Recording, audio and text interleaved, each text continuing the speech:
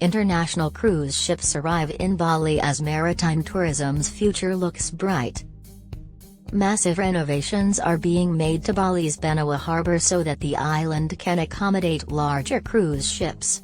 This week, Bali welcomed two high-end international cruise ships into Benoa Harbour, and the area appears to be busier than it has in more than 2 years. Early on November 3, both ships anchored in Benoa Harbour. Both cruise ships had set sail, one from Norway and the other from Australia.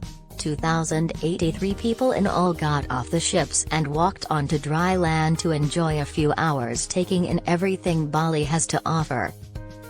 At the time of the ship's landing, Teddy Riyandi, the head of the Denpasar Class I immigration office, informed reporters at the Benoa cruise terminal that the arrival of the cruise ships is encouraging for the future of maritime tourism in Bali.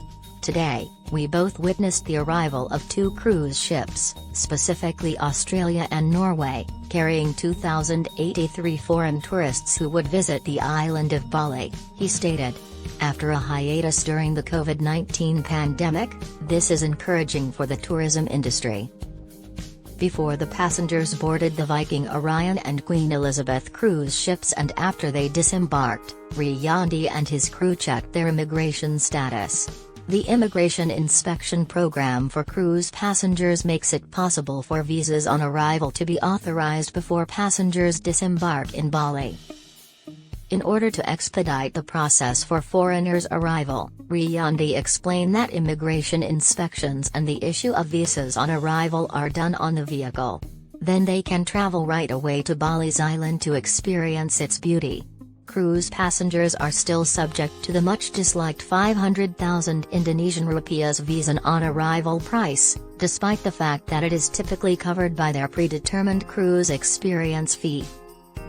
According to the senior operational manager, Andri, Bali's cruise sector is surely expanding and there is potential for Bali to get huge cruise liners. He continued, for Bali alone, there are 15 ships from November to mid-December. It is referred to as a small ship excursion transporting 150 passengers if the port is in Papua. They'll travel to the tiniest islands. They dock in Jakarta, Semarang, Surabaya, Bali, and Probolinggo for large ships. For those who desire to travel to Semarang or Bromo, Probolinggo is the best option.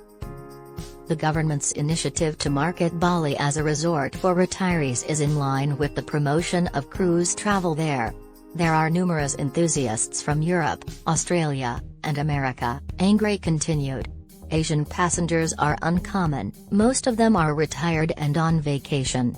On these cruise ships, there are also young people, but more retirees. The MV Viking Orion and MV Queen Elizabeth did not spend much time in Bali this time. By 7 o'clock on Thursday night, both ships had sailed away from Benoa Harbour. While the Queen Elizabeth was going to Fremantle in Australia, the Viking Orion continued on to Singapore. In mid-September, Bali celebrated the arrival of cruise ships once again. Benoa Harbour welcomed the Liberos, a small cruise ship, on Monday, September 19. The ship left Australia with 250 passengers on board.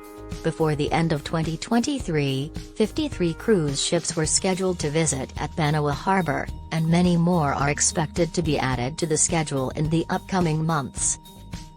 Bali's neighbouring islands are likewise looking at the possibility of cruise tourism. Recently, Nusa Penida made efforts to increase maritime tourism.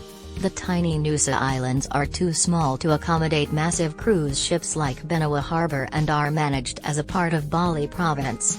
Although they use a combination of small cruise ships and pontoons to provide access to the islands, they are attempting to promote commercial cruise experiences in the region.